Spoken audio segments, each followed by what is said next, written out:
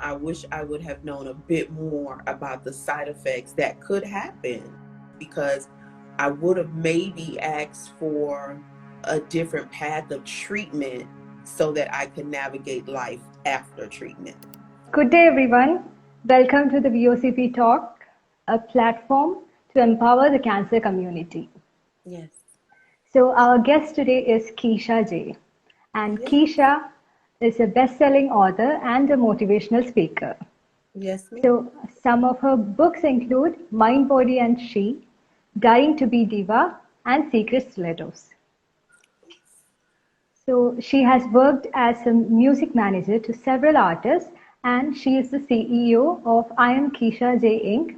that provides business opportunities to women who have dealt with stigma. Yes. She created JV Logistics in 2018 and has carved her own space in the logistics industry.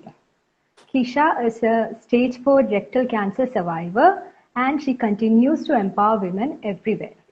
Welcome to the session, Kecia. Yes, thank you for having me. Please tell us about what motivated you to embark on this journey to empower other women. For me, it's always been, so hard for women to be empowered in a field, no matter what field it is, whether it's music industry, logistics, trucking, what have you. It seems like it's always difficult for the woman to kind of stand firm, be empowered, be strong, but also navigate stigmas or just life in general. So I felt like there has to be someone with a voice who's, unapologetic, who's fearless, who's been through a ton of things, but still standing strong and can be an example and speak on behalf of women as an empowerment source. So for me, it was just about being that representative, for women and saying, you know what, I need to be that safe space and let women know it's okay to be empowered, but it's also okay to have those days where you're not. How has cancer changed your outlook of life, and how did you continue with your work during the treatments? Cancer was a game changer. I've been living with AIDS for 16 years. So with that, I kind of felt like I nailed in terms of navigating life with that. But then cancer was more so like I had to surrender to cancer and kind of what it caused me to navigate in terms of treatment and after effects. It was very hard for me to continue business because the medication, radiation, chemo had me bedridden. It had me down for the count. And, that's something that I'm very open about. So needless to say, I had to kind of put things on hold because I started at 3B and then it went to 4. I was actually in palliative care. And at that time, I didn't know palliative care was, the next step to hospice. I wasn't aware of that. But it definitely reshifted life in general. Treatment also caused me to be paralyzed below my waist. So below my waist, I'm 62% paralyzed in terms of I have permanent nerve damage. So there are things that moving forward in life that I will not be able to do, like walk in heels, but it's okay. As long as I'm in remission, I'm good. So, could you tell us about being misdiagnosed? Yes, I was misdiagnosed several times. Because it was the height of a pandemic, I will little bit of grace on that part. But for the most part, it was just more so like, oh, you have a hemorrhoid or you have an anal fistula. We need to drain the anal fistula and then you're fine. But nobody said, let's do a colonoscopy. Let's take the time to see what this could be deeper. No one did that. I sat for months from April 2020 to August 2020 in massive pain, day in and day out, being constantly told I had a hemorrhoid. That must have been really tough. Yes, it was extreme. It was extremely painful and tough. And then my daughter was only 1 at the time, so I was navigating having a business, running a healthcare business myself, being a new mom, and being in Oh. this pain that I couldn't explain. So, from your own personal journey, what would you like to tell other cancer patients or survivors that you have learned? The number one thing would be to trust your body. If you feel something is wrong, you know your body better than any doctor or anybody. If you know something is wrong, trust your body first and foremost if you feel like anything is out of the ordinary. Number two, understand that treatment is a process. It can't be rushed, especially if you're looking to get to the other side of remission. And you have to go into it with the best thoughts possible. And that's hard, especially when you're being told you have cancer. It can be difficult to do, to go in with positive thoughts. But there are days when you're going to have to talk yourself off the ledge of negative thoughts in order to get to the other side of remission. And what would your advice be to aspiring businesswomen who are battling cancer and also have to face various social stigma? Listen, you're women, we are stronger than we know, right? So Yeah. we can take our strength and spread it. Even if we only have 20%, 15% strength left, feed off of that 15%. Forget the stigma. The stigma has nothing to do with you and everything to do with them who's holding on to the stigma. So you got to remember that first. So you got to take that 15% of strength on those days when you're navigating cancer and say, you know what? I'm gonna take this 15% and I'm gonna fight until I get to 20, until I get to 40, until I get to 50. You just have to take it one day at a time. And each day you will see that you'll get stronger. As long as you have that mindset, I'm telling you, you will get through that journey of cancer. So, do you have any plans for the future? Any new books or any new ventures, businesses? Yes, I have a bunch. My goal now is streamlining ahead, making sure that I really amplify my footing in the healthcare world. That's with giving back. That's with my business. I do have a home healthcare business that actually places healthcare professionals in the homes of people who have HIV/AIDS, cancer, lupus, because I know what it is that I want in a healthcare professional. So I'm the perfect person to have the business. Also, I'm doing an empowerment tour, going city to city in communities, showing people how important it is to put your health first. Get those colonoscopies, get those tests, check to see if your immune system is compromised with anything, because it could make you more prone for certain cancers. So my goal is to go community and community to be an example to see that you can get through, anything if you put your health first. And of course, my book, Cancer Could Never. It's an Okay. empowerment book. It's a resourceful book. It's a book of my story of how I got through cancer and how I talked myself off the ledge many days when I just didn't feel like being here anymore. So yeah, you can click the link in my bio and you can find out everything that I'm doing when it comes to the cancer world. Has your book been released? Yes, it is. Cancer Could Never. Yes, it Okay. is. Cancer Can Never. It's on Barnes and Noble. You can also, like I said, click the link in my bio. Go to Okay. sheiscancerfree.com and you will be able to get my book. Okay. So, one final question from our part. What would be a strong message you would like to tell everyone who's watching? Understand the power that you possess. Don't seek powers from anyone else. That's including. I love doctors are amazing, but it's one of those give and take things. So the doctors have to do their part, and then you have to do your part with understanding your power to fight and to push forward. Oftentimes, when we're told we have a disease or we have cancer, especially, you lose your power just with them saying those words, or you relinquish your power because you feel like, oh, I'm not going to be tough enough to get through this stint of cancer. But if you hold on to the power that you possess, that's going to get you through that fight. I was stage B, stage 3B, stage 4. I was on my way out of here. But it was, my faith and the power that I understood that I had that got me to where I am now, which is in remission. So, you have had a lot of experience with the healthcare industry. How do you think it should be improved? How can it help the patients? What should be changed?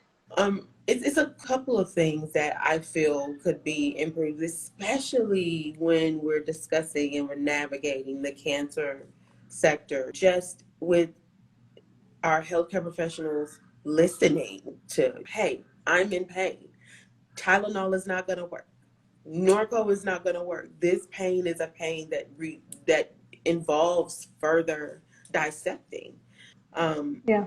In that space, just understanding that patients do have a voice. We understand that you're healthcare professionals and we respect and adore what it is that you do. But you have to respect and understand that we know our bodies and we know how we are, and our voice matters when we say something is wrong. So that's really the main thing. And communication. I would like for the healthcare industry to be more transparent about things. Whether it's insurance, let me know what's going to be covered and what's not, because a lot of patients are walking in and then coming out more in debt from something that they didn't sign up for with cancer. So it's just so many things that need to be navigated differently when it comes to the healthcare industry and cancer. So we understand that cancer is really strenuous on the mind as Yeah. well, on the Yeah. patient's mentality. So Yeah. how did you get through that? How do you think others can also get through that? I had to like cling on to my faith very heavily while I was in the hospital, because it was a lot of things that I was frustrated with, even especially after treatment. It was a lot of things that I found out that the options that I had that I didn't know that I could speak up on. For me, you have to walk in there understanding that you have to be your own advocate. That's how I navigated through it. I also walked in that way, but because I was in so much pain, I also had someone advocating for me, which was my mother. My mother would see some days where some things weren't right, and she would speak up on behalf of me. So it's very important to have that support system around you and voice those issues to your support system and let them know, hey, I don't have it to speak up for myself. I don't have it in me. I'm exhausted. I'm tired. I don't have it. Say those things so that your system can work for you and you both can be cohesive in fighting that battle that you're facing. So after the treatments, how did you go about the recovery? My recovery was rough. Chemo, I didn't really feel anything until after I got off of treatment. So I literally was fine. Radiation was very brutal. I did suffer second to third degree burns below my waist. I was in the burn unit for about 4 weeks because radiation burned me so bad. I literally watched my flesh fall off my body, which was a difficult thing to do. But once treatment was over and I healed, some months later, I started falling out of nowhere. I had no idea where it was coming from. I would talk to my oncologist, talk to my radiologist, and they had no idea either until I went and transferred to another hospital, MD Anderson Cancer Center in Texas, and they did further tests and they saw that I had radiation toxicity, which is where I was over radiated and suffered massive nerve damage. So it was a lot of nerves in my spinal cord and in my hips that are damaged, which has caused things like lymphedema, severe neuropathy, osteoporosis, arthritis. So, walking is a challenge. Some days I have to walk with a walker. Some days I walk with a cane. Some days I don't need either. It just, every day is a challenge. So treatment, I would say I'm thankful for it because it got rid of the 5 tumors that I did have. I had one anally, one rectally, and 2 in my pelvis, 3 in my pelvis actually. So it got rid of all of those tumors, and all of my doctors said they'd never seen it before. So I'm thankful for that. However, I wish I would have known a bit more about the side effects that could happen to women, as women of color. Like I need to know these things because I would have maybe asked for um, a different path of treatment so that I could navigate life after treatment. So during your treatment and your recovery, were there any myths that you came across, and how did you deal with that? You said deal with any myths? Myths, yeah, Um, treatment related myths. uh, well, so there are many myths that you're so strong that you're battling cancer. You're so strong. Well, let me tell you, I was not strong during cancer treatment. I was very weak. I was weak mentally. I was weak spiritually. And I can say that because as an empowered woman, I'm not going to ever fake and portray like I don't have moments of weakness. And during that cancer battle, I think everybody looks at you like, oh, you're so strong. You're so this. And you want to say, no, not today. I'm not. No, I don't want to be. I just want to just shut down and I want to cry and I want everybody to leave me alone. And sometimes I think people use that myth like telling me I'm strong is going to get me through this, right? And I appreciate those words, but sometimes you don't want to be that in cancer. Sometimes it's the people telling you who are not navigating what you're dealing with radiation and chemo saying those words, and it can be frustrating because you're living a world of the unknown. Like the treatment may work and it might not work. So that's the biggest myth of you're strong because you're fighting through cancer. Not all the time. Not all the time. So if the audience has any questions, they can drop them in the comments now. Yes, he said it's okay to not be okay. Absolutely. That's the biggest myth is I think people think that you cannot be okay. Or because people know me as an empowerment maven or a person who inspires everybody all the time, like I don't have my moments. It's because I have those moments that makes me the empowered person that I am and admit that those days exist. Does anybody have any questions? Someone said, my mother advocates for me too. So grateful. Yes, your mother. Anybody who advocates or anybody who fights on behalf of cancer, I mean, you're just as strong as the person fighting. Caregivers, I think sometimes they get the low end of the stick because it's hard to watch somebody that you love navigate cancer. It's hard to see somebody go from being one way to losing their hair or losing hundreds of pounds and not being able to do anything. It's very hard for the caregiver too. So those who advocate and caregive need their flowers as well. So Mama Joyce has asked, with all the nerve damage and other issues, how is life after cancer?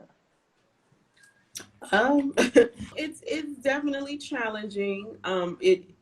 Because I'm so used to moving and shaking the way that I kind of see fit. It's challenged me to have to sit and be patient and trust the process. Because there are some days where I say, oh, well, I'm booking this flight to go here. I have a whole trip planned out. And the morning before my flight, my lower body will shut down and I can't move. So it's definitely shown me you're not in control of of a thing, right? You have to restructure, and B, take the moment to just reflect of how far you've come, so you won't stress yourself on the right now. Yes, you're having some nerve damage. Yes, your legs aren't the best. However, just be grateful for where you're at right now. So life after cancer, with the nerve damage has been challenging, but, I still pump through, I still walk through and show up and show out. So. Static Kathy has said, no questions here, but thank you so much for sharing. It is such a comfort. Absolutely. That's what I'm here for, is to assist others who don't feel like having the voice to speak when navigating cancer. I will more than for sure and more than honored to be the voice to help people understand what it's really like to go through it. Being DSK has said, it's difficult to share, how to gather that strength to talk. Yes, it is. After treatment, I think when people heard or saw that I was back up and gained weight again, and I said I was in remission, they wanted to treat me like I was the same person. Like, okay, well, let's do this, let's do that. You should do this, you should do that. And it's just like, no, I'm still healing from the inside out. I know what you see, on the outside, but I'm still healing from the inside out. There's still a lot of mental trauma that comes from cancer treatment that nobody talks about.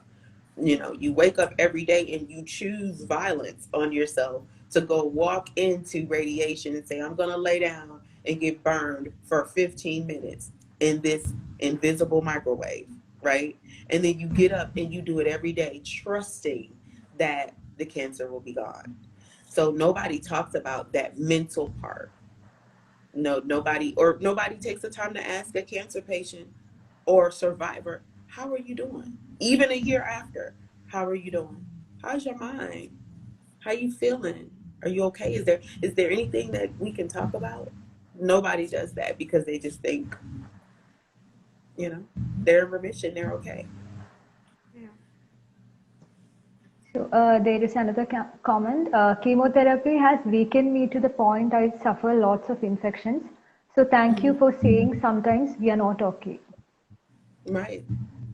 Yeah. Then there is a question. Because of social stigma, it becomes difficult to open up. Yes, it does. Especially for me with colorectal cancer. Everyone had to say, I heard some of the craziest things. I'll put it like that, right? So, you must have done a lot of anal sex or what? How did you get that? And it's just like, we don't understand that colorectal cancer is becoming or will be the number 2 killer in terms of cancer. So it's not something that you get from um, sexual irresponsibility or anything like that. This is something that can happen from poor diet. This is something that can happen if it's in your family. It's something that can happen. And the stigma that I navigated, or the questions that I got once people found out, were I was just like, oh, okay. I didn't even know that there was stigma in this space, but it does exist. There is another question. Did you change your diet much during everything? Well, during cancer, it was very hard for me to eat. I lost 111 pounds. I got really frail, and I started at like 210, 211. So I got down really, really, really small to the point that they were my nutritionist came in and wanted me to drink nutrition shakes, and I just didn't have the taste to eat anything. However, prior to cancer, I've always kind of been a juicer, a health nut. I've hiked. I do a lot of intermittent fasting. That has always been me. But during cancer treatment, all of that stopped because I didn't have an appetite. Now, because I'm back kind of to my regular self and regular eating, I do give myself grace, to kind of eat a day how I like to eat, but I do juice a lot. And it does help. It helps me with my energy. Just to drink watermelon, cucumber, and cantaloupe refreshes me naturally. So, yes, I wouldn't say a diet. Diet to me, in my mind, is temporary. You have to do a lifestyle change if you want to feel that change. Most of all, I do want to say that for everyone who is saying that is difficult. I know Lamar Hardwick said he's on his second battle with cancer in 2 years. Listen, it's difficult. I can't tell any individual how to feel. All I can do is be an example of what it felt like for me to be in the bed when no opioid was working. And anybody who knows or navigated cancer, they've given me morphine, fentanyl, Dilaudid, everything didn't work. And all I had was my faith and the inner strength that I was leaning on to keep going, right? So in those days where it sucks, because cancer sucks and it hurts and it's frustrating, you have to lean on that one little thing, right? That makes you happy. And for me, empowering people through what I'm navigating makes me happy. So whatever that is, just lean on it to get to the next level and to get to that next day, and take it one day at a time, because that's all you can do. There is one more question. How important is it to positively talk to yourself, and do you have a routine that starts your day? It's very important to talk to yourself. I'm the queen of, being my own cheerleader, because it starts with you. Once you Yeah. start your day with you and speaking life into yourself, you won't seek that from anybody else, and the validation doesn't exist. So yeah, it's very important to talk to yourself. I did that to myself in the hospital bed when I was in the hospital for Thanksgiving 2020. I spoke life into myself. I went from crying to speaking life to myself, saying, "You got this." So that's very important. It's very important to start your day like that. I'll lay in the bed and I'll say, "Okay, Kecia, let's get up. All right, Kecia, let's do this." And I'll do that from taking a bath. I have my own morning routine that I have to do in order to make my day start. If I don't do that routine, my day is off. And that helps me tremendously because the aftermath on my body from treatment has been a mental challenge. However, what gets me through that is that routine. So I think it's time to end the session. Do you have a final message to the Um, those who are yes, dealing with cancer yes, I right now? do. Okay. Understand that cancer doesn't have to be as strong within you as you allow it to be. It's gonna do its thing. However, you have the mental power to overcome all that cancer tries to put over you and tries to take over with you. You're stronger than you know, and just keep that thought. I'm stronger than I know. Cancer could never stop me from being on the path of purpose that's set out for me. And if you keep that going, even in the toughest, most ridiculous times, I'm telling you, you'll get through your cancer journey. Okay. So thank you so much, Kecia, for being a You're part of this welcome. wonderful session. Would you like to tell the audience how to reach you through your social media or Yes, website? yes. You can go to the link in my bio, and you will see all my information. Go to sheiscancerfree.com. Order a copy of my book. I do have Empower boxes. My Empower box. In that box is every single thing that I did and what I needed to get me through my cancer journey. So please message me. If you want to empower box and you're a cancer survivor or someone navigating cancer, I will get a box out to you, because I understand what it takes to get through that journey. Okay. Thank you to everyone who Thank participated, you. and we really appreciate it. So please do join us in the next event as well, and follow us on our social media handles to stay tuned about the event updates and much more.